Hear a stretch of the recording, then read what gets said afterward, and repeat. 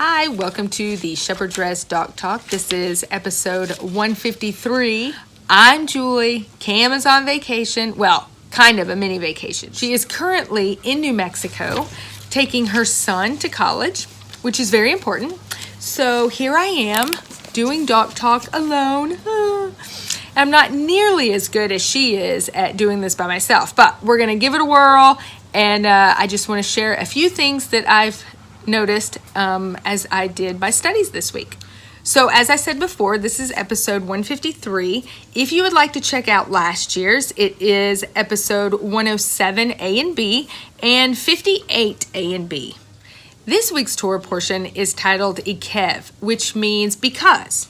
And it is taken from Deuteronomy 7:12, where it says, "And it shall be because you hear these right rulings and shall guard and do them, that Yahweh your Elohim shall guard with you the covenant and the loving commitment which he swore to your fathers." So the first thing I want to talk about is that word, because, Ekev. It can also mean heal, which I find this interesting. I know that I think it was either last year's or the year before's Dog Talk. We talked about this, how, of course, it would mean heal. You know, Yeshua came, he kept all the commandments perfectly, and his heel crushes the enemy's head. And that is absolutely true. But I heard a commentary from a Jewish rabbi who does not yet believe in the Yeshua as the Messiah. And he talked about how it's interesting that they use the word heal, and how depending on what side of the coin you're on, I'm kind of paraphrasing what he said, what side of the coin you're on will dictate what happens to you once you get into the land. For example, if you hold the commandments, you guard them, you hold them in high regards, you do them, and everyone in Israel does them, you are going to live in this almost utopian type atmosphere, because everyone's doing exactly what they're supposed to do. Everything will work out well. You're going to be blessed. If you go on to read in 14, it says, "Blessed are you above all people. There is not going to be a barren man or a barren woman among you or among your livestock. And Yahweh shall turn away from you all sickness and put on you none of the evil diseases of Egypt, which you have known, but he shall put them all on those who hate you." So the tables are going to be flipped. However, using the word heal, he said what would really nullify this is if you just walked out the commandments, but you kind of trodden them underfoot. In other words, you just use your heel to step on them while you do them, and you just kind of disregard them and not hold them in high regards. And it made me think of when Yeshua said, "Don't throw your pearls before the swine." Like, yes, because they trodden them underfoot. So while we can go through the motions of just doing the commands, if we miss the whole purpose and the point of loving the Lord with our entire heart and doing them from our heart, we are going to be guilty of this, and they will be trodden under our foot. And that will warrant the destruction that comes from not holding them in the regard that we should. All right, now I want to look at verse 20 of chapter 7, 20 through 22. It says, "And Yahweh your Elohim also sends the hornet among them until those who are left, who hide themselves from you, are destroyed." I find that really interesting, because I know that it is a custom of the faith of Islam to say that when the Mahdi comes, that he will point out where all the Jews and the Christians are hiding so they can destroy them. You know, oh, they're behind this tree. And what's so funny about that is this is exactly what Yahweh is saying right here. He's saying that, you know, he's going to drive out the ones that are even hiding themselves from you. Anyway, on to 21, it says, "Do not be afraid of them, for Yahweh your Elohim, the great and awesome El, is in your midst. And Yahweh your Elohim shall drive out those nations before you little by little. You are not allowed to destroy them at once, lest the beasts of the field become too numerous for you.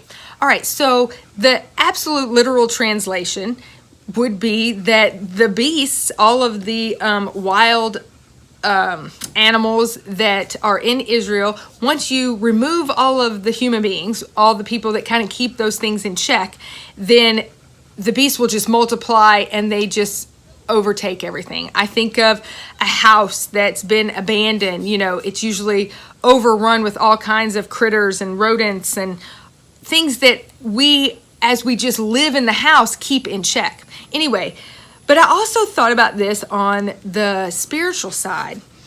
If these people are being spewed out, if the land is spewing them out because their sin is so great and because their transgressions are so numerous, then you know that there are lots of spiritual forces that are behind what these people are doing. And I thought, can you imagine if you go and destroy every person that is living in Israel, if you destroy them all, what's going to happen to all of those spiritual things that now need a place and people to torment and a place to dwell? It is going to be 7 times worse. I mean, isn't that kind of what Yeshua says? He said when a spirit goes out and it says, you know, I want to go back to where I was driven out of, and he comes back and he finds the place cleaned up and swept clean and thinks this is the perfect place to dwell, and then he goes and gets 7 more that are worse than he was, or he is. And I thought about that on the spiritual level with them. I mean, what mercy of the Lord that he's not going to drive out all of the people all at once, because not only will the physical beasts become, you know, more numerous, but that also is to say that the spiritual beasts will be so numerous that they would be more likely to torment and give Israel a hard time. You know, I know that with each mitzvah that you do, it illuminates for the next mitzvah. I think of it kind of like a dark tunnel, and you step on a mitzvah and it just lights up that specific place that you're at. And then as you walk, it just continuously lights up. I mean, the Torah is a lamp unto my feet, a light unto my path. That's what Torah's job is. That brings me to the next thing that I want to talk about. You know, in chapter 9, it says, don't assume that it's because of your righteousness that Yahweh is bringing you into the land. It's not because of your righteousness. It's because of the sin of the Canaanites, the people who were dwelling in the land of Israel. Their sin is so great. And Torah, I saw it a little differently this year, and it helped me to really understand a lot of Paul's words a little bit better and really understand the purpose and meaning of Torah. You know, he's telling them, look, by doing Torah, you are righteous, but it's not because of your righteousness that you are allowed to be in my land and you're allowed to do these things. That only allows you to remain. It's because of the wickedness of the nations that are in my land that they are being driven out and you're coming in. It's kind of like the guy who, or an owner renting out a house, and the people that are renting it out, they don't take care of it. They're just constantly breaking the rules. They're doing whatever it is that they want to do. So the landlord's like, okay, you got to go. You're being evicted. And he's not evicting them because the next person moving in is righteous. He's evicting them for what they did wrong. Now the next person, because you have a clean record, because I have invited you to come into my house, you get to come in and you get to occupy. But if you don't follow the rules, I will have to evict you as well. And that's basically what he's saying here, because when we think that our righteousness does it, for one, it causes us to become complacent. And it also causes us to become arrogant and prideful, as if we did something. It's because of Yeshua's righteousness that we get to partake in the kingdom. But it will be our actions that determines what role we're going to have in the kingdom, and even if we get to stay. Because I would imagine, just like Okay, I won't imagine it. All right, I mean, it really does say this. In Matthew 7, he talks about many will come to me in that day and say, but we did all of these things in your name. Because they're assuming they're righteous because of his name.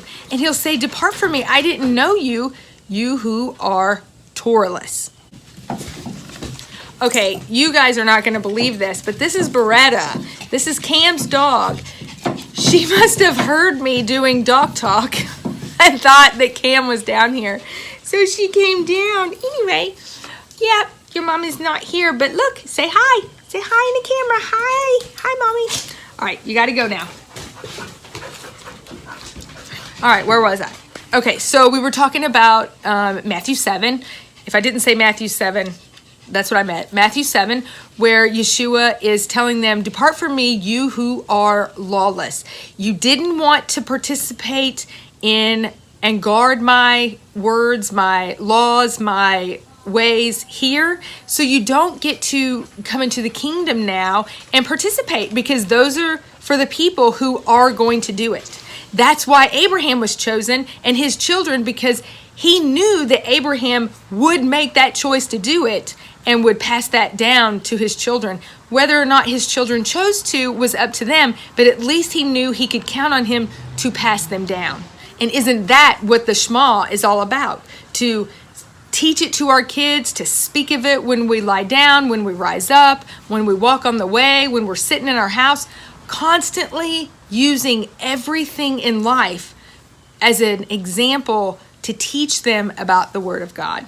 And speaking of the Shema, I wanted to talk about Deuteronomy 11:13 through 21, which in our English Bibles appears to just repeat the same thing that we find in Deuteronomy 6 with the Shema. But if you look at it in the Hebrew, it gives there's a little bit of a distinction between the two separate passages, and I think that's kind of neat, the pattern that it portrays. Okay, so when you look at the differences between Deuteronomy 6 and Deuteronomy 11 concerning the Shema, you'll see that it's the second person voice that's different. For example, in the first one, it says, you shall love the Lord your God with all your heart and with all your soul. That is a singular you. In Deuteronomy 11:13, it says to love the Lord your God and to serve him with all your heart and with all your soul. It sounds almost identical, but it's in a plural form. So in Deuteronomy 6, we see it as a personal relationship. It's you personally. Love the Lord your God. You personally guard the commands. You personally bind it on the doorpost of your house and on your gates. You personally teach your kids. But when you get to Deuteronomy 11, you see it in the plural form. So when he's talking about you love the Lord God with all your heart, you bind it on your doorposts and on your gates. You teach it to your kids. You speak of it when you walk on the way. That is in the plural. So it's as a collective. So you see it first as the personal relationship, second as the collective. And to me, I find that very interesting, because when we first get saved, so to speak, when we first realize who the Messiah is and give our lives to him, then we hear the Shema in this singular person, the singular you, because it's a very personal relationship, and it's like he's speaking directly to us. But then he matures us, and he takes us and places us within a family. Now, it's you, as in the collective, the family, the body. But notice, the command didn't change. It's still the same exact command that they had when they first accepted him, as when they first heard the Shema. And it's the same command when they become a nation and a body. Same exact commands, but now you're doing it all together, which makes it even stronger. And to me, that says now that you understand it on a collective and you're big enough and you're strong enough to do it all together, now you can go and possess the land. That is the only thing that's going to cause them to go in and possess the land. They're getting to go in because, for one, the sin of the inhabitants of the land is so great that the land is going to spew them out. And for two, the promise to Abraham, who was justified by faith. So you kind of see that working here. You get the Shema, you get the commands when you first come to the Lord, and it never changes. So you can see that as like the first coming and the second coming of Messiah, the first time they got the Torah, and here now we're at the end, getting ready to possess the kingdom. It's the same command, whether it's for a personal or for the collective. So that's so comforting because he really is the same yesterday, today, and forever. All right, while there are so many things I would love to discuss with this Torah portion, it is just jam-packed full of great insight, great information, great patterns that we as believers can learn about. But I am running out of time, so I would like to thank you so much for joining us for Shepherd's Rest Doc Talk, and we will see you next week. Shalom.